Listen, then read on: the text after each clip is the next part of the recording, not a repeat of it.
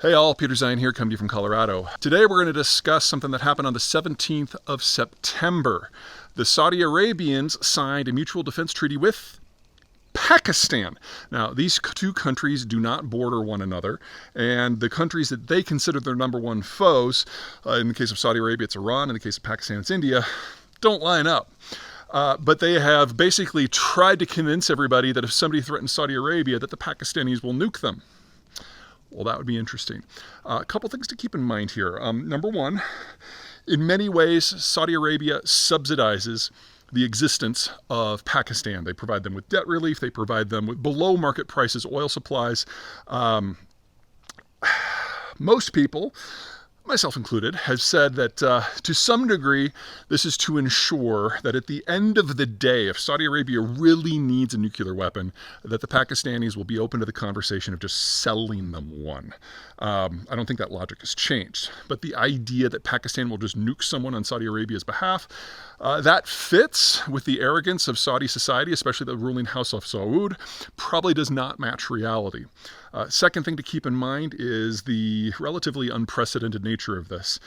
If you remember your history, you go back to World War I, cross-linking alliances of mutual defense were kind of the norm, and if somebody attacked country A and country A had an alliance with country B would then attack the attacker.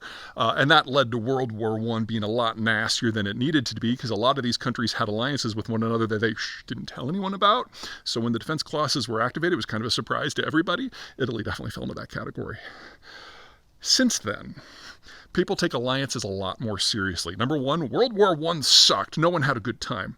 And number two, we are now in the nuclear age. So an attack on one is attack on all has a lot more consequences.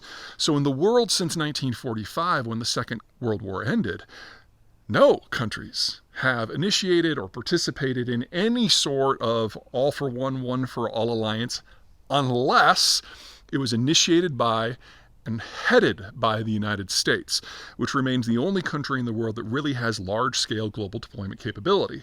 Saudi Arabia can barely deploy within its own country, and Pakistan, everything is obviously on the eastern side of the country facing down India. Neither of them could get troops to the other in a situation where there was real shooting.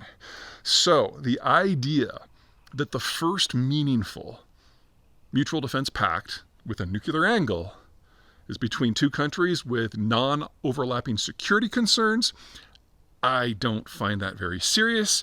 And if nukes were not involved, I wouldn't even bother talking about it. But nukes are involved.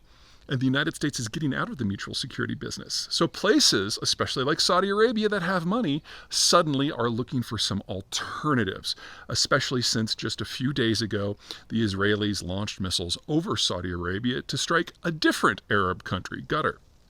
We'll link to that in here so you know what that is all about.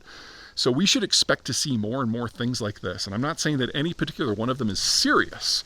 What I'm saying is everyone is experiencing with things that are new and that under normal circumstances would just be tossed out of hand.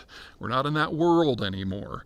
And we need to think a lot more about like what things were like in World War I, when you might have a security deal that you don't tell anyone about because behind the scenes it gives you some chits. It's a very different system, and one where wars will happen a lot more.